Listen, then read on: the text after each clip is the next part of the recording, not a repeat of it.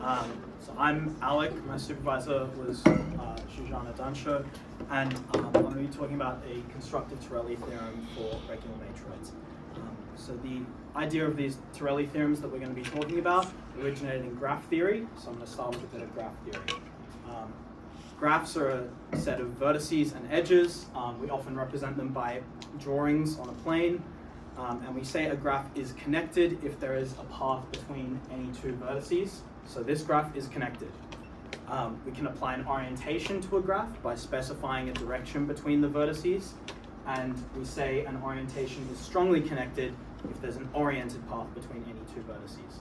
So for example, this one is, so if we wanted to pick V1 and V4, we can go this way to get between them, and we can go back through E5 to get that way. There are higher notions of connectedness. We say a graph is n-connected if you can remove n-1 vertices and edges, and it still remains connected. And a cycle in a graph is a minimal closed walk. So start at one vertex, walk around the graph, and get back to the same vertex in a minimal way, then that is a cycle. And we really only care about true connectedness because we'll see later, and we know that a graph is two connected if every edge participates in a cycle. It's a graph theory result, not too hard to prove. So for example, for this graph, we have a few cycles. There's one, another, and another 3-edge cycle here, and finally this one. But we also have 4-edge cycles, and those are our 7 cycles for this graph. We call a spanning tree a subset of the graph which meets every single vertex. But contains no cycles. And this is the same as saying there is a unique path between any two vertices. And we call a cycle basis a set of cycles which covers every single edge in the graph and are linearly independent. And these only exist for two connected graphs, which is why we really like two connected graphs. And for any spanning tree, you can find a cycle basis by considering the fundamental cycles with respect to that spanning tree. So what's a fundamental cycle? Let's take this spanning tree, for example, E1, E6, and E5. If we take an edge that's not in that, E4, we have one unique path already through the spanning tree, but we've added in another one. So now we have a cycle because there is a way to get between V2 back to itself. So this is our first cycle in our fundamental cycle basis. If we take E2 as well, we get a new cycle. And finally, taking E3 and looking at its fundamental cycle, we have the last one. And this is our fundamental cycle basis. We can, when we apply an orientation, we get oriented cycles as well. And how we write oriented cycles is you start at some vertex and choose to either go clockwise or counterclockwise. And then if your orientation agrees in that direction, it gets a positive coefficient, otherwise a negative coefficient. And we call them positive if they're all positive, or negative if they're all negative. And a positive cycle basis consists of positive cycles, as you'd expect.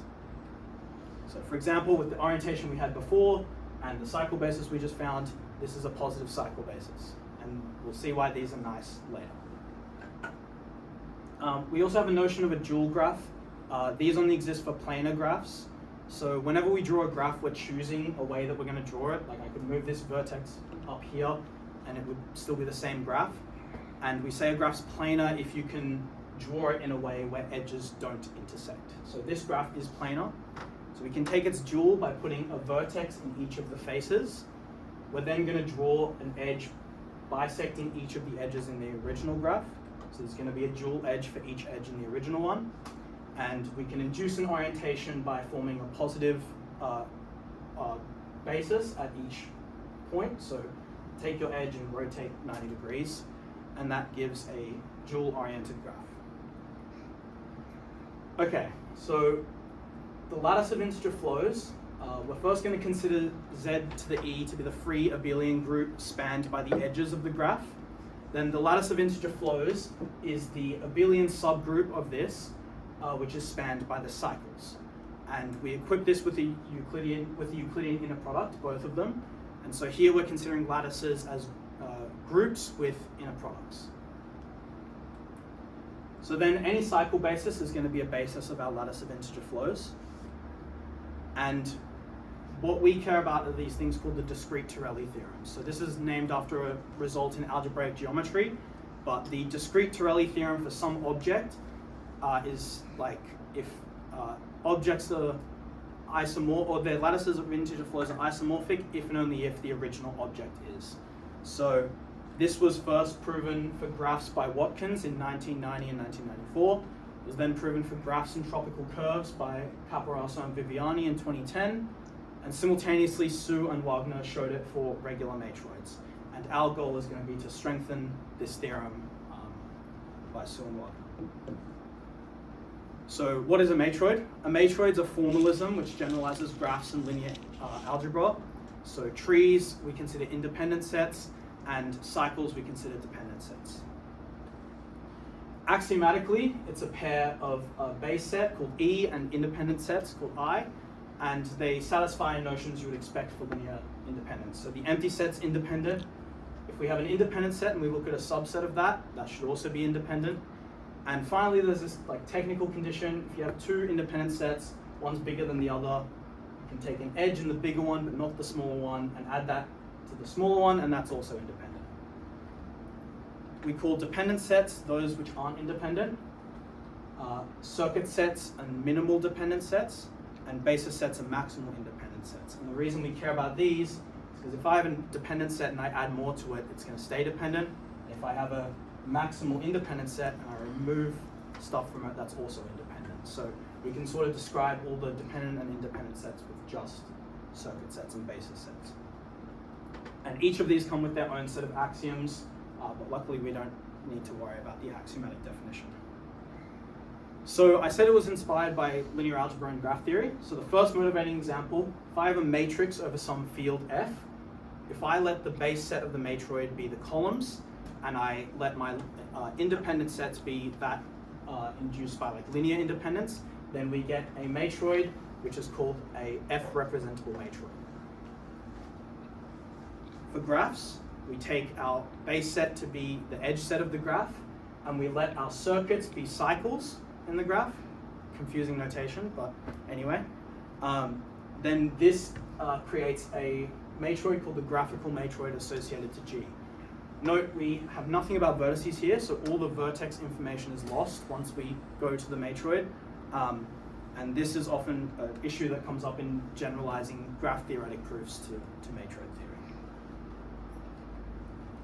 Any matroid which is representable over every field is called a regular matroid, and graphical matroids are always regular by considering their signed adjacency matrix, if you know what that is.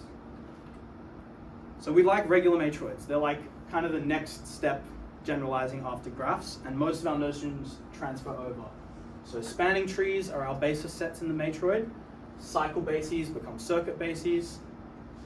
Two connected graphs, they're technically called cogirth greater than or equal to two matroids, but I'm just going to call it two connected to make it more consistent. But note in graph theory literature, matroid theory literature, that's something completely different.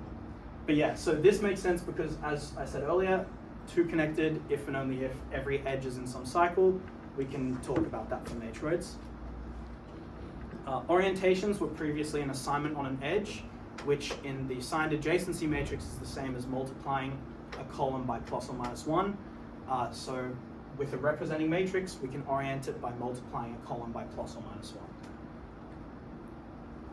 1. Our strongly connected orientations were paths between vertices. You can also check for graph theory that this is the same as saying every edge is in a positive cycle. So we can now say that for matroids. It's strongly connected if every edge is in a positive circuit. Our dual graph was only for planar graphs. We can do it for all matroids now, so even non-planar graphs, we can find their dual matroids. And finally, we had an induced dual orientation for graphs. We now have one for matroids, but the oriented dual matroid theory is a bit complicated, so I'm not going to talk about it too much. And in fact, regular matroids are closed under duality, so the dual of a regular matroid is also regular, and graphical matroids and their duals are like almost all the generators of regular matroids. So they're like pretty much regular. Regular is pretty much graphical. Okay, so I mentioned the lattice of integer flows for a graph. We can define it for a matroid by taking its representing matrix, looking at its kernel, and then taking integer coefficients of that, because we want an integral lattice. And if you think about the signed adjacency matrix is like a linear transformation from vertices to edges. And so the kernel of that is going to be starting at one vertex and coming back to that same vertex. That'll be mapped under the linear transformation to 0. And so here, our kernel is just taking things, linear combinations of columns which are 0, so circuits. And once again, any circuit basis is going to be a basis of the lattice of integer flows. Okay, so we, in my thesis, wanted to recover the matroid from its lattice of integer flows, so not just talk about its isomorphism type, but actually recover the matroid explicitly up to isomorphism. And so the issue is the lattice of integer flows is in most cases a strict sublattice, and we want to know, can we recover it? So we provided a constructive algorithm to do this. We call this the constructive Torelli theorem. And the first step is to strengthening Su and Wagner's original discrete Torelli theorem. So they showed that if our matroids were two connected, regular matroids, then their lattices are isomorphic if and only if they are. And we first showed that any two connected regular matroid has a positive circuit basis. This is going to allow us to strengthen this theorem. Okay, so first we wanted to show that an isomorphism of our lattice of integer flows lifts to an isomorphism of the Euclidean lattices. This is the same, this means we can induce an isomorphism on our matroids, which is like a lift of the lattice of integer flows one. So first we showed that this was true for automorphisms, which uses a very lattice theoretic argument inspired by Joshua Green. And this relies on the existence of a positive circuit basis. I don't want to go into the details too much, so just trust me, it does for automorphisms. Okay, so now we have some isomorphism of our integer flow lattices, and we want to find a lift. So we know by Su and Wagner's theorem there exists some isomorphism up here. We can restrict it back down, compose these two, and now we have an automorphism. So by our first point, we can lift that back up, compose again, and we have our lift. And so because it's a lift, it is an isomorphism of the base set of a matroid, and it restricts to map circuits to circuits, which is what a matroid isomorphism is. So we know that not only does a isomorphism exist up above, but we can lift it up. Okay, one final notion I'm going to introduce is called the Voronoi cell of a lattice. And the reason why is because like a lattice is like a repeating structure. So this Voronoi cell is the collection of points that are closest to the origin than any other, and they sort of tessellate the entire space. So we don't really need to think about the whole lattice, we can just think about this one cell first. So for example, this is our lattice of integer flows, these are the lattice points. And by taking the circuits and looking at their perpendicular bisectors, and taking the convex polygon inside of that, that's going to be all the points which are closest to this origin than any other point around. So for this graph, this is our lattice of integer flows. And it's Voronoi cell. Okay, the key results that allowed us to do this, it was originally shown by Amini for graphs, and then generalized to matroids by my supervisor and Jongmin Lim, a previous student here. So faces of the Voronoi cell form a poset under inclusion. So you can think like vertices are in edges, edges are in faces. And oriented submatroids, which are strongly connected, also form a poset with the inclusion given in like the reverse direction. So the bigger one is, the bigger one's bigger than the smaller one if it's a submatroid of the smaller one. So it's the reverse order, but just think it's a submatroid and the orientation is that which is induced by the bigger one. And so the Amini theorem says that these graded posets are isomorphic, which means that their dimensions correspond to each other. So the key examples that matter for us is that codimension 1 faces of the Voronoi cell correspond to circuits, so we can recover our circuit information that way. and edges of the Voronoi cell correspond to maximal strongly orientable submatroids of M, which is how we're going to recover our base set. In the Voronoi cell, parallel faces correspond to the same matroid, just with different orientations. So we often only consider the equivalence class of parallel faces, and we're going to denote F sub A to be the face corresponding to the matroid M minus A, assuming it's strongly oriented. The reconstruction for 3 connected matroids is really simple. So we say it's 3 connected if removing an edge leaves it as 2 connected. And we know that 2 connected matroids are always strongly orientable using a positive circuit basis. So then we have a bijection between edges in our base set and faces corresponding to M minus E. We have a bijection between our circuits and the faces corresponding to those circuits. And finally, we know an element in the base set belongs to a circuit if and only if no member of this parallel class of edges, so these are edges in the Voronoi cell, is in these codimension 1 faces. So this gives us our complete reconstruction for 3 connected matroids. The final 2 steps remain the same, but the issue lies in the first step. We no longer know whether M minus E is going to be 2 connected, or whether it might be M minus S for some bigger set. So the meat of this theorem lies in showing that we can construct that.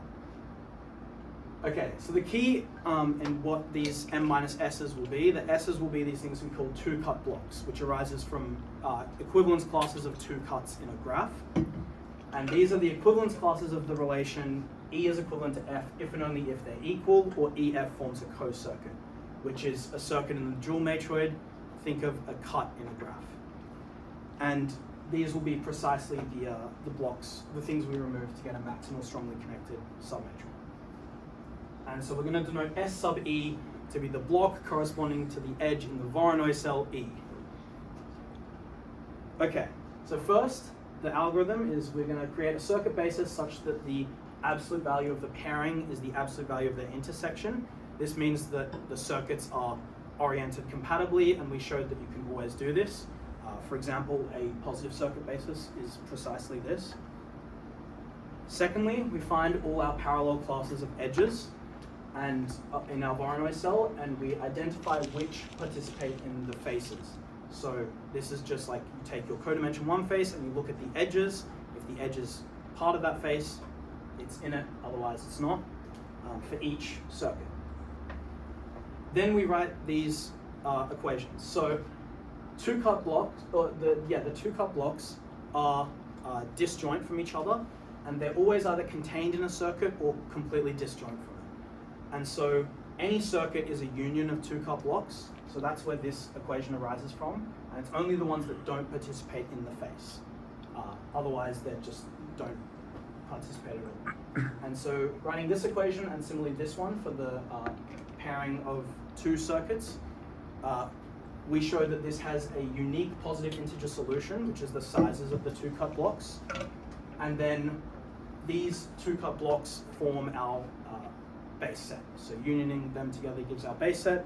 And just as we did in the 3 connected case, an element E belongs to a circuit if and only if no member of the corresponding edge parallel class corresponds to the face parallel class for the circuit. So we do a full example in my thesis. Take our Voronoi cell and take its pairing matrix. We show that you can get back to, it ends up being a graphical matroid, so this is a graph representation of that, and this is the circuit basis which gives you that pairing matrix. So yeah, thank you.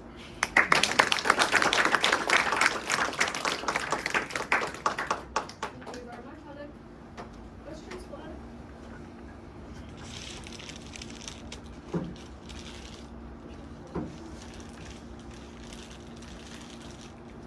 Yeah, sure. So you said for matroids you lose all information about the vertices. Yeah. Right. That's sort of why we only really consider edge connectedness, because connectedness in graphs is like 2 different things. But if you don't care about the vertices.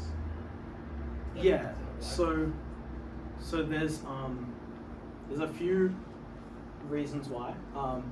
So we only care about two connected because circuit bases only exist for two connected. So once we go to the lattice of integer flows, you lose all, they're called bridges, like a single edge that connects two components. So as soon as you go to the lattice of integer flows, you lose that. So you can't really recover that edge anyway.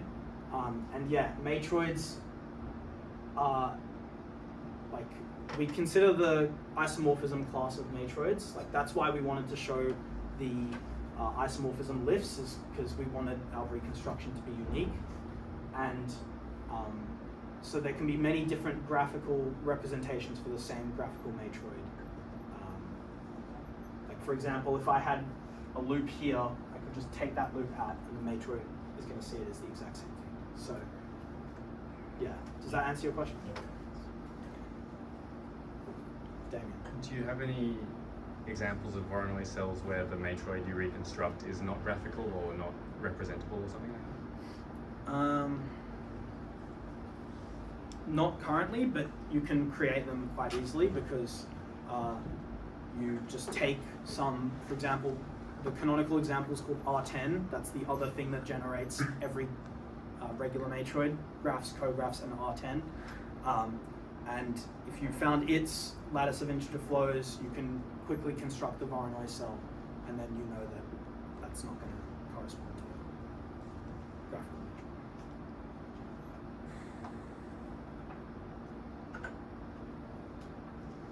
I had a question. You had a reconstruction algorithm at some point? Yes. Did you implement your algorithm? Like coded it? Yeah. Isn't that what you Not do yet, with but it's algorithms? something I'm working on. It's, yeah, because there's a few steps you need to do. Like, you need to first code in finding your circuit basis, and then, yeah, there's a lot of steps that go into this. Like, this is like a sequence of a few lemmas, and then this is also a sequence of a few lemmas. So coding it's not trivial. So we wanted to prove it first, and then I'll, yeah, work on coding it. But yes, it's definitely possible to code.